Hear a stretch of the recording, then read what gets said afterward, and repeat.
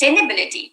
This platform called Cognac has worked towards promoting the artisan and weavers of the region with its signature out of Northeast India, curated collections since 2008. Tribal heritage was Miss Janvi's vision to enable a sustainable livelihood to rural women by providing quality yarn and collecting their produce from their doorsteps. Through her band of weavers since 2003, she was the vice chairperson of Flow Northeast chapter in 2007. She's passionate about women's empowerment and timelessly works towards building sustainable livelihoods for women's economic upliftment. FLO's President Janvi Fukan will now welcome our chief guest and present a moment of appreciation. So now over to you, Janvi. Thank you, Lalita. Adaranya Swastha Mantriji, Namaste. Sir, you have given us your time in the midst of the Corona war. And on behalf of FLOW, the women's wing of FICCI, I thank you. We want to tell you how proud we are at FLOW. And on behalf of my FLOW past presidents who are here with us today, my GB members, and all our FLOW fraternity, how proud we at FLOW are, and the country is, of your exemplary work in combating these pandemic times. It was under your leadership that polio was wiped out from our country. It was your rational drug policy for India that was taken up by WHO as the Delhi model and adopted by many countries. Today, sir, I would like to touch upon 5 basic issues that impact the health of women in our country. We take reproductive health, the target 3.1 of Sustainable Development Goals set by United Nations aims to reduce the global maternity mortality rate to less than 70 per 100,000 live births. We understand that from special programs like the Janani, Shishu, Sarakya, Karyakaram, India has been able to reduce the mortality rates. Rate deaths dropped from 130 in 2015 to about 113 in 2018. However, sadly, I think the state, Assam, where I come from, still has the highest mortality ratio in the country. I will wait for you outside. Talk about violence against women, that's the second point. Wait or will wait? Wait. We find that research has shown that violence against women is a problem that's often ignored by the authorities who think it's beyond their purview. But violence against women and girls is one of the things that hold back the universal achievement of the SDGs. I'm happy to share with you, Minister, that FLOW this year will actively participate in the 16 days of activism against gender-based violence as propagated by UN to make women aware of their rights. During this time, FLOW will also take up online training of teachers on safety and sensitization issues from high school level. FLOW will also work with men's organization dealing against violence and abuse to address these very basic issues. The third issue I want to talk about is the nutritional status. According to the National Family Health Survey, Indian children are among the highest proportions of malnutrition in the world. More than half, 53% of all our girls and boys under 4 years were malnourished. As per the Global Hunger Index release of October 2020, we find the report has accessed the data of 132 countries, but has ranked only 107 of them. India's overall score is 27.2 on this list of 107 countries. India has also recorded a child stunting rate of 37.4%. The fourth issue is the unequal treatment of girls and boys. The State of World Population 2020 report, released by UN Population Fund, has stated that the number of missing women has more than doubled in the past 50 years, from 61 million in 1970 to a cumulative 104.2% to 104.6 million in 2020. Of this global figure, India accounted for 45.8 million missing females in 2020, as against China has accounted for 72.3 million. The fourth issue is of HIV/AIDS. India has the third largest HIV epidemic in the world, with 1.2 million people living with HIV. But compared to neighboring countries, India has made great progress in reducing new HIV infections. It's reduced by half since 2001. As per the bill passed in the upper house of parliament in 2017, India will treat anyone with HIV and AIDS free. Anyone in India, the government of India will go to take care of this treatment. So coming back to COVID-19, you have mentioned that India has initiated the integrated response against COVID-19 and the hosting of clinical trials for all the major vaccines. And about 20 vaccines now are at different stages of development. Health and healthcare has seen fundamental changes, and several paradigm shifts have taken place because of these COVID times. So I would like to seek your plans how to improve women's position in India in the health sector. We find that women are increasingly at greater risk of sexual and domestic violence in COVID-19. There are disruptions to their healthcare services. There are stockouts of suppliers of contraceptives and menstrual hygiene products, besides the added mental stress and anxiety. It is critical that we address our emergency response policies through a gender lens to improve planning and programming, advancing women's rights, building women's leadership, and investing in movement building are the key levers of change. We at FLOW this year are working on a three-pronged initiative, which we call the FLOW, 3 Cs, of competency, capacity, and confidence building for women at 3 levels. Mental health has been such a key challenge. We have addressed this through psychosocial counseling for more than 15,000 migrant workers, COVID-positive persons, and frontline COVID warriors. At the grassroots level, sir, we have taken up the village adoption program, where we are working on life skills training for rural women and the migrant returnees.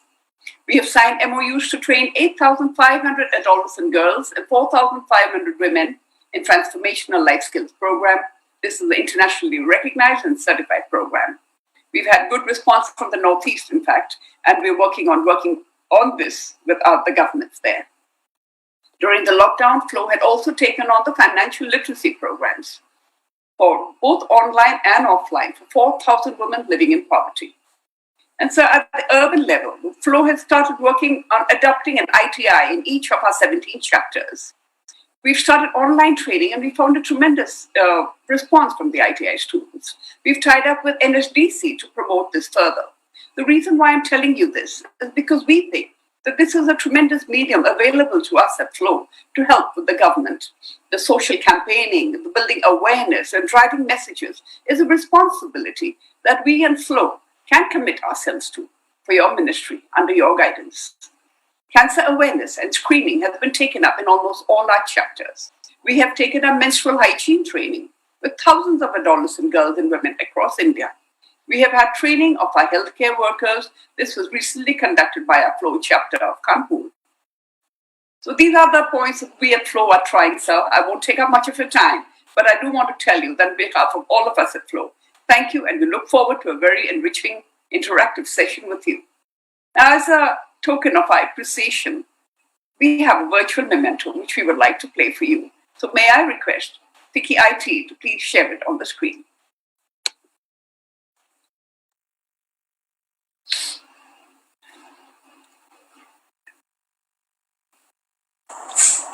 This is for you, sir, on behalf of all of us at FLOW. Thank you very much.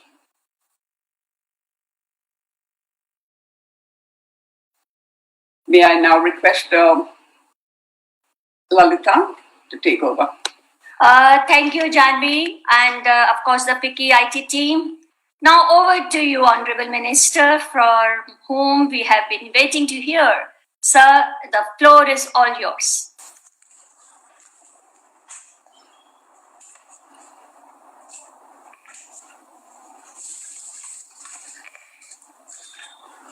Sir, the floor is all yours, Harshvardhanji. Okay, thank you so much. Thank you. Can you hear me? Yes, we can hear you very well. Thank you so much. Thank you. President of FICCI FLO, Madam Jahanvi Phukan ji, other distinguished office bearers of FLO.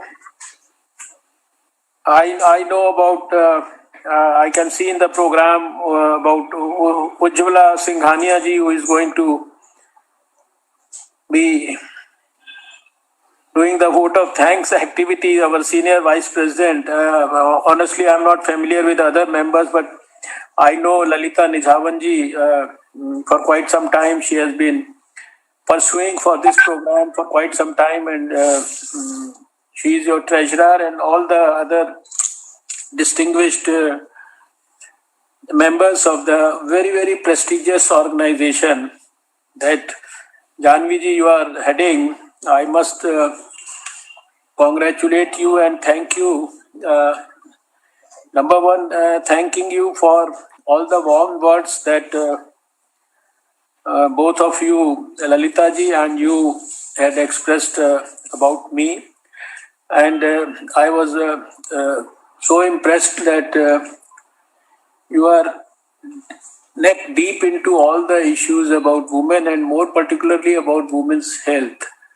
And the fact that you spoke about your concern for maternal mortality rates and the safe motherhood issues and the security and safety issues about women and all, I think time doesn't permit me to actually speak on all those issues, but I am so happy that FICCI FLO is really involved with all these activities which actually contribute to the cause of health and more particularly women's health, because I have been working in the field of health for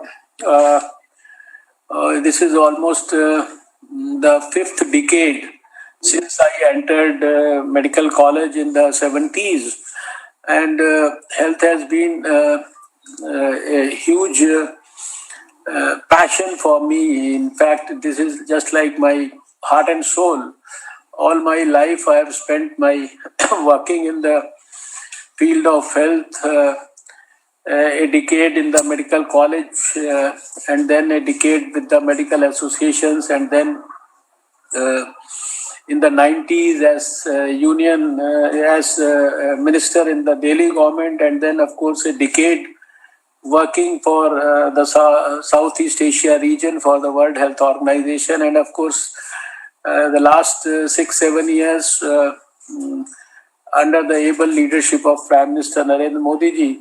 So I know the importance of health, and I know that health can actually transform the overall scenario of the country if we have good healthy people, and there also if we can take care of the health of the women, because women are actually the nucleus of everything. They are not only the nucleus of the family, but they are the nucleus of the whole society, and they are the real pivot around which the whole lot of activities they revolve.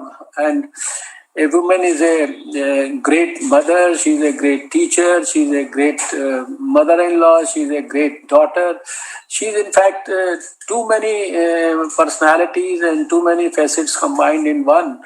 And wherever there is a good woman on the scene, we can see that naturally that place has a lot of dignity and lot of, you see, naturally a lot of good things, they actually arrive at the particular scene. So I have a huge amount of respect and commitment for women's health also.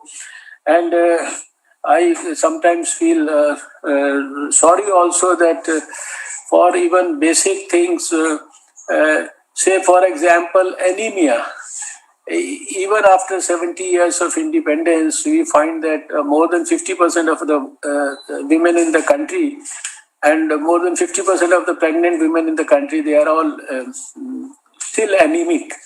And treating anemia is not a big, huge rocket science that it involves so many things. So I am very happy that you are actually all involved into this, and I have enjoyed the role and the support of the women in organizations like yours and many other organizations with, you can say, similar nature. Right from the beginning of my public life, which I started in the towards the end of 93, and when I had conceived and was blessed by God to dream about a polio-free India, I know how much organizations like yours had helped me, and how within the organizations the women had helped me, how the younger people had helped me. And this is all because of the contribution of well-meaning, educated, sincere, committed, selfless, dedicated people like you, who actually help in contributing so much for the society. So I think meeting you today on this forum is a great privilege for me. That's how I look at it, because I don't see this meeting as something which is a formal meeting which will happen in 40-45 minutes and then the things. I see this as a beginning of a great relationship with the health sector of India for the women of the country, for which you people are the right mediators. And I don't see you as people who only belong to your own club, but you all being educated and actually holding these responsible positions, and you are also the spouse of so many important people holding so many important positions in the society, whether it's in the corporate world, whether it is in the industry, whether it is in the social field, or whether it's in the political field. Everywhere, I think. So it's the organization of yours is a nucleus for many other things, and it has a huge potential. At least I can see that potential, and I want that our relationship should continue for a long time. You had asked me to actually, because there is so much that I can keep on and on and on talking about the field of health, because I have always believed that health is something which has always to be seen as something which is not a, you see, it's not a tall order to ensure that we ultimately deliver health for all or achieve health for all. If we can appreciate and understand that 90% of health is only prevention, it is only positive healthy attitude development, it is only about promotive health, and it's only 10% which is the therapeutic part of it, then everybody can contribute so much for improving the health scenario of the country. And this is where I look at the potential of everybody, and where everybody can contribute to the health scenario of the country. You can even appreciate that in COVID also, it's 90% or maybe 99% of COVID is only about protection. It's only about prevention. It is only about positive behavior. It is only about taking a few precautions. It is only about educating people. It is only about motivating people to follow the right things and simple things, and you protect yourself from a virus which has actually devastated the whole world, which has caused so much of agony and so much of distress to the whole humanity. But here also, in spite of it being such a virulent and such a powerful transmission capability virus, you can protect yourself with a small precaution. Just put a good quality mask and wear it properly and maintain a social distance, and then take care of the hand hygiene and respiratory etiquettes, and you are actually protected. So this I said this, and this is relevant to every sector of health. When we get into the health, we will find that health needs to be actually converted into a revolution, and it has to be converted into a big, huge social movement. And if organization like yours can actually take up the cause in a big way, in the last you see couple of years, in the environment ministry, I think Lalita ji mentioned about it. I had launched the Green Good Deeds movement. In the Ministry of Health, last year I launched the Eat Right India movement. You know, the Prime Minister recently launched the Fit India movement.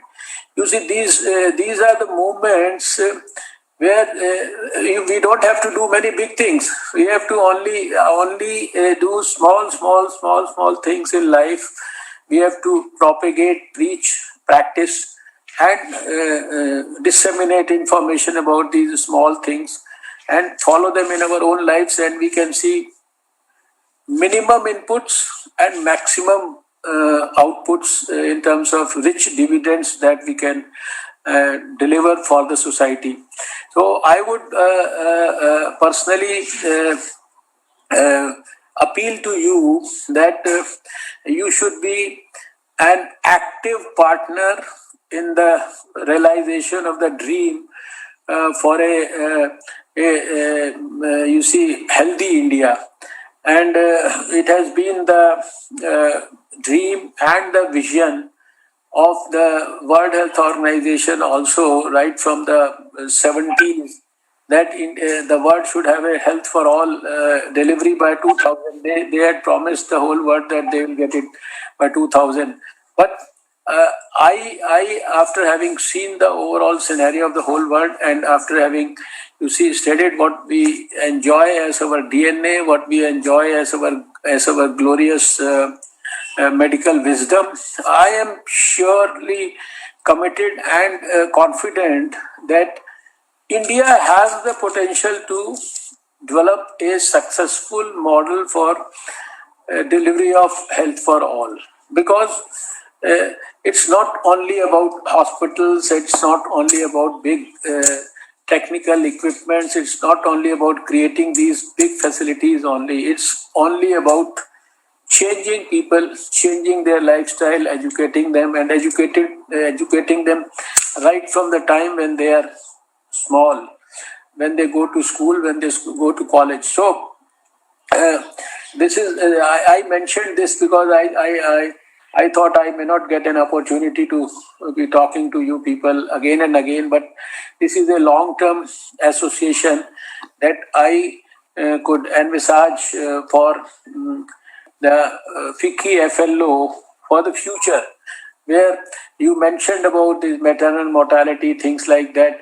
I think that there's a lot that you can work about these issues, because now we have a program like Suman, where we are saying that there is a zero tolerance in the program to refusal of maternal care services and all. We are working on ensuring that in the universal immunization program, we are not happy with a 90% success rate. We have to ensure that 100% children have to get all the dozen vaccines. We have to ensure that ultimately, why should there be even one woman who is anemic in the country? Why should there be even one child who has got malnutrition in the country? So all these issues, there are well-defined programs, there are well-defined systems, there are mechanisms. But I think where the society gets involved into all the implementation processes apart from the government systems, then they actually help us in a big way.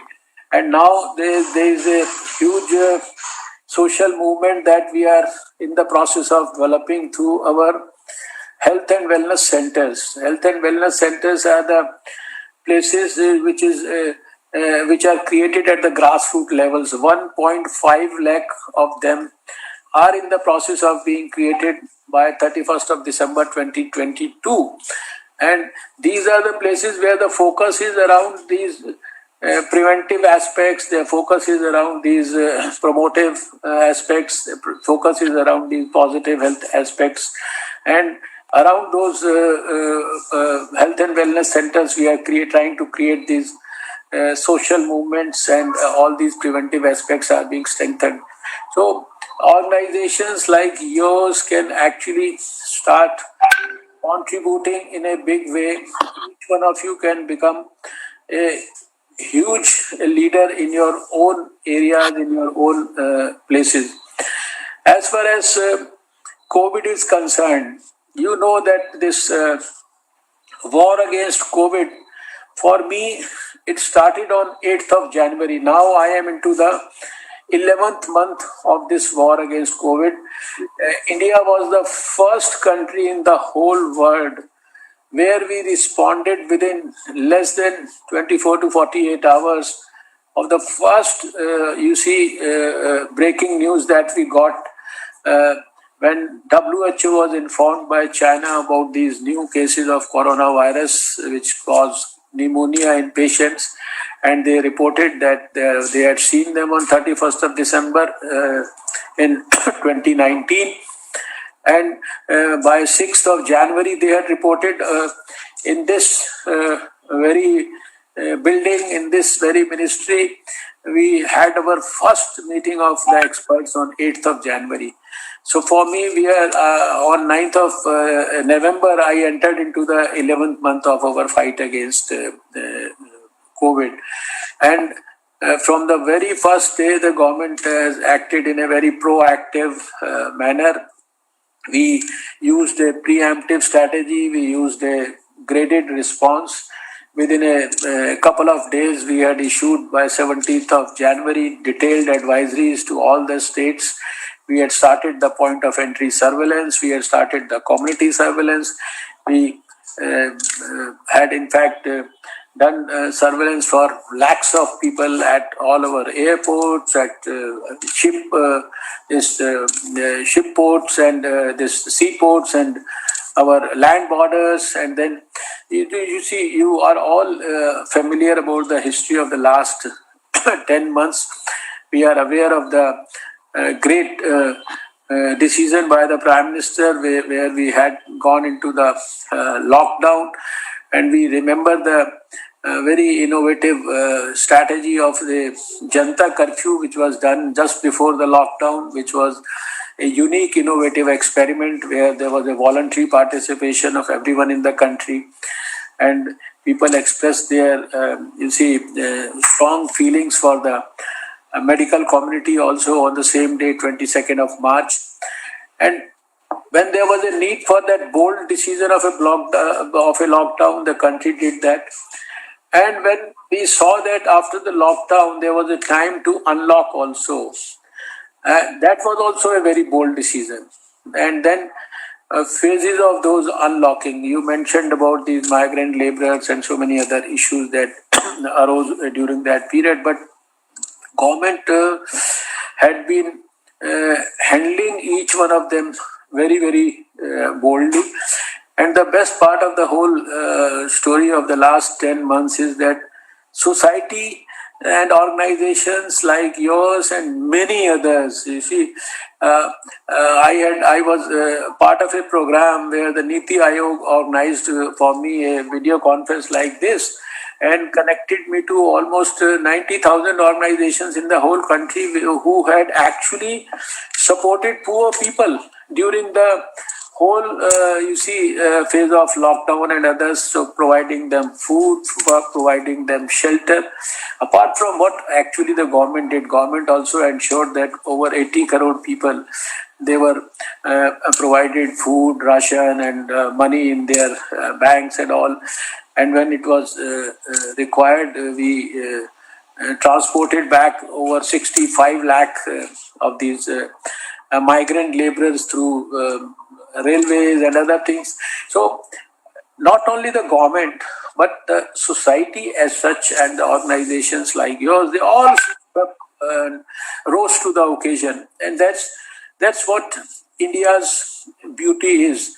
And as a health minister, I can say that I was so fortunate that all, you see, arms of the government, they were all around us. And fortunately, being a science minister, I could see that also from close quarters. All the scientific community, they also rose to the occasion.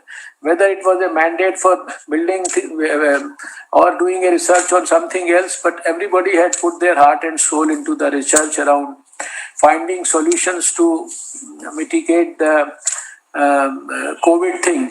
And the scientists, they did their best. They were producing, you see, new types of ventilators. You know that initially we had so much of problems around the PPEs, N95 masks, ventilators. We were importing them. And in a few months, we were in the position to start, to be able to export them to all the parts of the world. And the scientists could do research around genome sequencing. They could isolate the virus. They could actually do the research around repurposing of the drugs. And now the scientists are well ahead of many others in the whole world in terms of our research around vaccine development and its delivery to the people. And now we are in a position when I confidently tell Indians that in a couple of months from now, we should be able to deliver a vaccine to the people of India. So scientific community rose to the occasion. All the arms of the government rose to the occasion. It was a whole of government approach. It was a whole of society approach.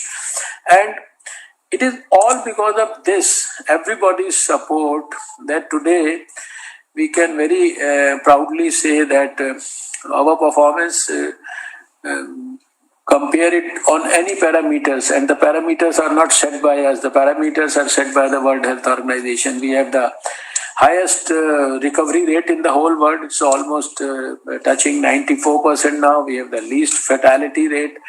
We are doing over 1 million tests every day. We started with one lab. Please appreciate that only a few years back, this swab that you have, many of you might have experienced a COVID test. This swab used to go to America's Center for Disease Control for being tested. And when we started our war against COVID, we had only one facility in Pune where we could do that. We started our journey from that. And today when I talk to you, in the morning 8 o'clock, because every hour the whole data changes, we have got 2,115 laboratories established in every nook and corner of the country. You just travel 2 to 3 hours, and 97% of the country you will find a lab where you can have a COVID test. That's what we have been able to create. Over 20 lakh dedicated beds, isolation beds, ICU beds, oxygen supported beds. All these have been created only dedicated for COVID during the course of these months all across the country. So whether it is facilities, whether it is providing equipment, all this goes on to prove that whenever India decides, it can do it. And that's why the Prime Minister has so confidently, he always talks about delivering a new India to all Indians by 2022. I remember a function in 2017. He delivered a speech at our party headquarters and he said, for a moment, just imagine that you are into 1942 when there was a Quit India movement. And just 5 years after that, there we got the independence. And he said, just imagine that in 2017, you are into that 1942, you see, frame of mind. And dream. I want to dream just now that when India completes 75 years of independence, we want to deliver a new India to all Indians, where we can have a smile on everybody's face. We can give good education, health, and nutrition facilities to every child. We can take care of the security and safety of every woman. We can take care of the self-respect of the elderly and all. And then he says, I want an India where only humanism and nationalism, things like that will prevail. And he said, please dream with me. Please blend your individual dreams in my dream for a new India. And that's how this journey, and now is talking about this Atmanirbhar Bharat. Every day is talking about strengthening the local component in our mindset. And there are so many things that he has announced that time doesn't allow us to talk about all that. But I think all of us, COVID has taught us that as a health minister, I feel that it has brought health to the center stage now. And health, which probably deserved much more attention all over the world, has started getting more attention in terms of strengthening. We have a very ambitious plan over the next few years, where if we have a similar pandemic or something like that, we can have better, infrastructure for testing, for infectious diseases, for surveillance, for communicable diseases, and many things like that, even at the grassroots level. I will not discuss all that right now, but COVID has what we call as COVID appropriate behavior, and the new normal that has developed in the society, the changes that have been now, advocated in terms of what we call as guidelines right now. But I think these guidelines have changed our perception. We already had this mechanism. We knew there was a digital way of communicating, but we were never using it. We have never realized that this is a less time consuming, this is a more environment friendly and more, committed worthy way of communicating. And as I said earlier, we have been able to communicate with in the last 10 months. Although I used to travel all over the country, I have visited all scientific laboratories and every institution, but in the 10 months, I have done so much through video conferencing, and the whole country and the Prime Minister and all, every day there is a international meeting. Today also it's a Thursday. Every Thursday at 4 o'clock, 5 o'clock, we communicate with all the health ministers of the whole world through the WHO platform. So this is, I think, this is a sort of a blessing in disguise for the whole. And I fondly remember that the first cabinet note, one of the few cabinet notes that the Prime Minister had, was about a digital India at that time. And we can see the impact. So COVID, I would say, it has reminded us of many things. And the austerity and all that we are supposed to be following, the time that we used to be, we had probably forgotten even our own family members. We had even forgotten that you need to spend good quality time with your family, with your parents, with your children. I think the COVID has taught us all that. And these are the positive changes that have happened in the society. And the way the social functions and other things are, being organized, maybe because of COVID. But some of the things that have, I think, that appear to have been forced upon us right now, I think they are like a blessing in disguise for this new normal. I personally feel many of the components of the new normal, they should stay forever, whether COVID is there or COVID is not there, whether COVID is gone or not. At least people have started realizing that you could spend some of your good time protecting your health, some of your good time spending time on walking or doing some yoga or meditation or things which will, and then eating nutritious food, concentrating on the quality of food, whether it is balanced or not, whether does it have fruits or not, does it have green vegetables or not. So many of the good things that have been reminded to us during COVID times, I think we have to adopt all those things. And I think when we meet next time, we will love to have a detailed discussion. And for the time being, I will like to, number one, thank you for this interaction, and also appeal to you that some of the simpler things that we have actually started, we are trying to grow as movement. I mentioned about the Eat Right India campaign. I mentioned to you about the Fit India campaign. I mentioned to you about my Green Good Deeds campaign that I had launched as Environment Minister. I think these are some of the campaigns where you people can very, very easily get yourself involved into, and maybe they will have a huge, productive results for the society. We can see a distinct, perceptible and measurable change in the quality of life of the society, and that's what our mother planet also needs and deserves. And also I think that's also has to be our duty towards the society.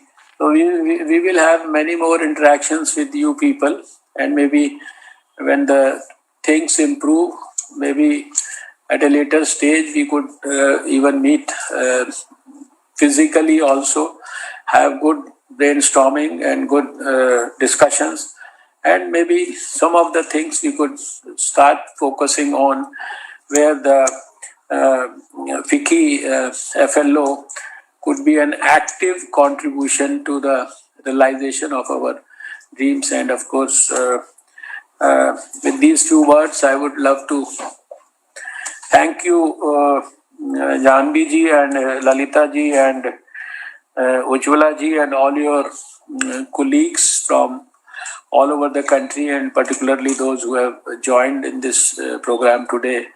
So, wishing you all good health, hoping that there will be better times in the near future. And I promise you that in 2021, we should be able to take care of COVID in a much more scientific manner, by even raising the immunity levels of the community by giving vaccine also to the people who deserve it to be given on priority to begin with. Thank you so much. Namaskar. No, Dr. Saab, we need to ask you just two questions, please. We've been, actually we wanted to ask you so many, but we'll stick to 2 or 3, please, if you allow us. Yes, please. Yes, I mean, I promise there won't be, but anyway, we want to thank you for enlightening us with your expertise. And I want to ask you one question. And I think I'm going to ask you in Hindi now. जी. माननीय मंत्री जी, आप हम as a FICCI floor treasurer, मेरे दिमाग में एक प्रश्न है कोरोना वायरस के डिस्ट्रीब्यूशन के बारे में, कि ये जो वैक्सीन है, सबसे पहले ये जैसे सरकार ने स्पष्ट भी कर दिया है कि ये फ्रंटलाइन वर्कर्स को ही दी जाएगी, लेकिन आम लोगों तक कब मिलेगी? देखिए, पहली बात तो यह है कि जो हमने प्रायोरिटी के बारे में कहा है, लेकिन आम लोग, सभी लोग आम लोग हैं, और प्रायोरिटी का आधार जो है वो भी वैज्ञानिक दृष्टि से ही प्रायोरिटी चूज की गई है, क्योंकि इतने बड़े 135 करोड़ के देश के लिए एक साथ तो सारी डोजेज नहीं उपलब्ध हो सकती। जैसे हमारा अनुमान है कि हमारे को जुलाई अगस्त तक जो है 400-500 मिलियन डोजेज जो है हमारे को उपलब्ध होंगी, जो भारत के अंदर जो वैक्सीन का रिसर्च करके जो आउटकम आने की संभावना है। अभी जो क्लिनिकल ट्रायल के 3rd फेजेस में जो लोग पहुंच गए हैं, वो जिस स्थिति में है कब से वो वैक्सीन डिलीवर कर सकते हैं, उसके आधार पर जो एक हमने टेंटेटिव गाइडलाइन बनाई है, उसमें करीब ये जो डोजेज हैं 400-500 मिलियन, ये 25-30 करोड़ लोगों को मैक्सिमम जो है शुरुआती, क्योंकि ये एक वैक्सीन को 2 हफ्ते 3 हफ्ते के गैप पे 2-2 बार लगाना होगा एक एक व्यक्ति को, तो स्वाभाविक है कि सोसाइटी में प्रायोरिटाइज करना पड़ेगा। तो आप जानते हैं कि जो हेल्थ केयर वर्कर है, जो अस्पतालों में काम कर रहा है, जो कोरोना वॉरियर है, जो 10 महीने से लगातार अपने प्राणों को भी खतरे में डालकर, और कितने लोगों के प्राण भी उनके चले गए हैं इसके अंदर, तो उनको जो है उसके अंदर नेचुरली प्रायोरिटाइज किया गया है। उसके बाद जो है थोड़े जो 65 साल से ऊपर के बुजुर्ग हैं उनको प्रायोरिटाइज किया गया है। उसके बाद 50 साल से 65 साल वालों को प्रायोरिटाइज किया गया है। उसके बाद 50 साल से कम के जिनको दूसरी बीमारियां हैं उनको, यानी ये हमारा कोई डिस्कशन है कि हमने किसी चीज के ऊपर टिक मार दिया, ये सब कुछ वैज्ञानिक दृष्टि से एक्सपर्ट्स इसको डिसाइड कर रहे हैं। अगर हमारे पास एक साथ 135 करोड़ लोगों के लिए वैक्सीन होती तो हम फिर 135 करोड़ लोगों को एक साथ शुरू कर सकते थे।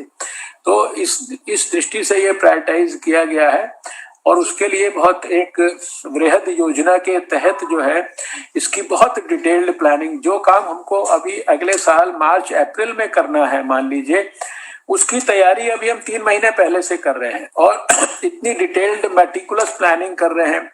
उसके लिए इलेक्ट्रॉनिक प्लेटफॉर्म डेवलप किया गया है, जो एक ऑलरेडी ही हमारा एक ई-विन करके वैक्सीन इंटेलिजेंस नेटवर्क करके एक प्लेटफॉर्म ऑलरेडी हमारे पास है। सारे देश में हम जो है, आप जानते हैं करोड़ों बच्चों को यूनिवर्सल इम्यूनाइजेशन प्रोग्राम में 12 टीके देते हैं।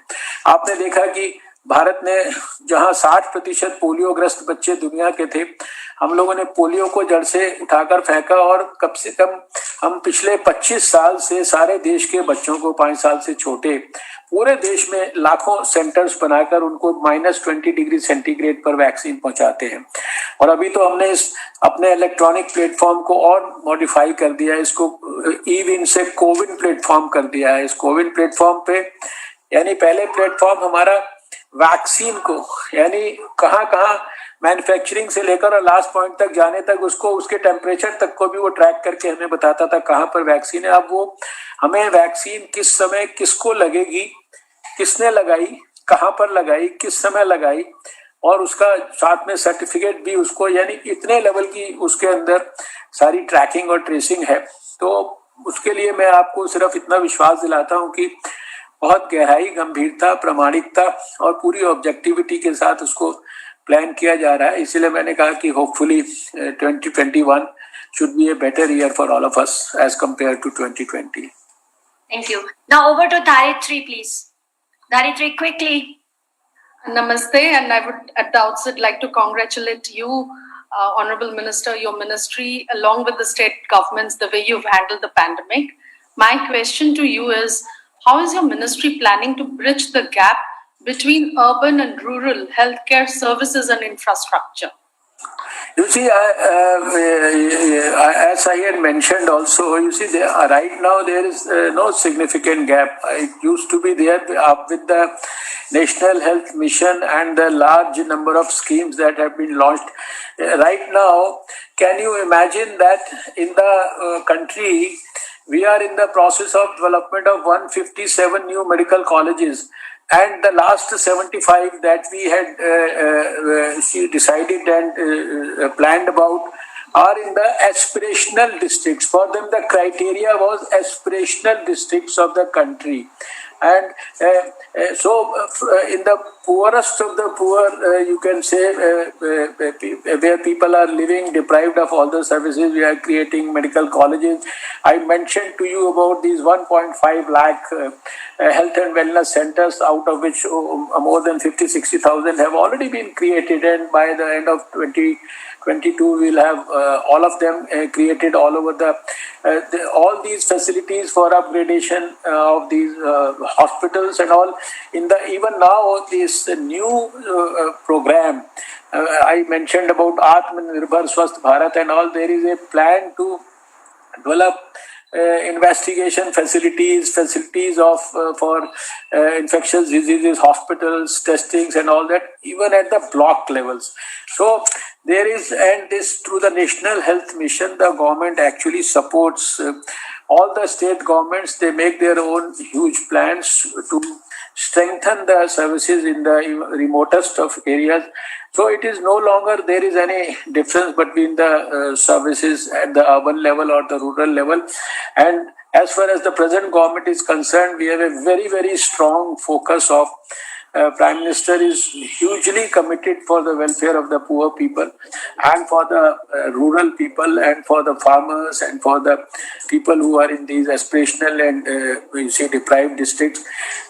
2 years back, he developed a program where for all the aspirational districts in the country, he had sent 1,000 officers from the government of India. And there was a program which ran into a month and all, where it was to be ensured that all the services and all the facilities, actually they all in the aspirational districts, they have to get them as much as the others in the country are getting. So I can get into the nitty-gritty of so many things around this question, but you can be assured that we have a far brighter future as far as health services in India are concerned.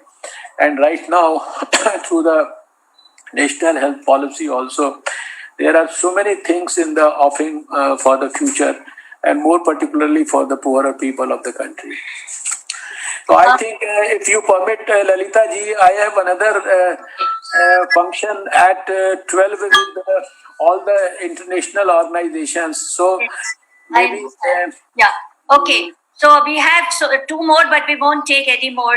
Dr. Saab, as you say, we respect your time. But just over to Janvi for her concluding remarks, just for a minute. Thank you so much, Lalita ji, for this. Just a concluding remarks by Janvi. Sir, we want to tell you that all of us, we want to salute you for the work that you are doing for the nation, and that the world is looking to India for answers, and how you have done our recovery rates and so many other things that we are so proud about. But because of your time constraint, we'll let you go. But we want to just tell you that, sir, we at FLO would like to be partners of your health ministry to revolutionize and the way you're taking this forward. Please let us be partners and work on whichever parameters you've spoken about. You've spoken about the anemia consciousness. Wherever we can raise awareness, we are there with you. That you consider health to be a social movement. And we, from all the levels that we work in, we would love to be partners with the ministry. And on that note, we will leave you, but please give us this opportunity to meet and take this forward. In all these aspects that you've spoken about, it is so doable. This social consciousness is our responsibility and our little contribution to nation building. So we look forward to this opportunity, and thank you so much for taking us across all the parameters of healthcare and the COVID fight that your ministry is fighting for our country and for the world. Thank you. Namaste. Thank you, Harshvardhan ji. Thank you so much. Janvi ji, I am overwhelmed by your offer of your support for the health causes through FICCI, FLO, and I am sure that this is going to be a great boon for us also. We always look forward to support from the non-government organizations, and organizations like yours. I think they mean a lot to us, and one of these days, maybe with a small group of yours, we can have a good quality brainstorming where we can all work together and see that in the coming years, we have very, very ambitious targets to work on. One of the foremost is about eliminating tuberculosis from the country by 2025. And there our goal is set for, 5 years earlier than the international goals. And we are into elimination of many other diseases. And as I mentioned, we want zero tolerance for refusal of these maternal services and all those things, 100% immunization to children in the universal immunization program, elimination of diseases like measles and all. So there are so many things that we could actually do together. You yourself mentioned about our National Digital Health Mission, and then I think one of these days we'll meet and deliberate upon how we can work together and ensure that we ultimately become the first ones in the whole world to be able to deliver health for all, for our people, and ensure universal health coverage, which is the big movement around Ayushman Bharat has already started. And I think there are so many things that I wanted to discuss and I could have spoken, but time never allowed that. But maybe next time when we meet, we'll try to plan a ample time for good quality discussion. So thank you so much once again. Wish you all good health for you, for your family, for your friends, and for everyone around you. Namaskar. Jai Hind. Bharat Mata ki Jai. Bharat Mata ki Jai.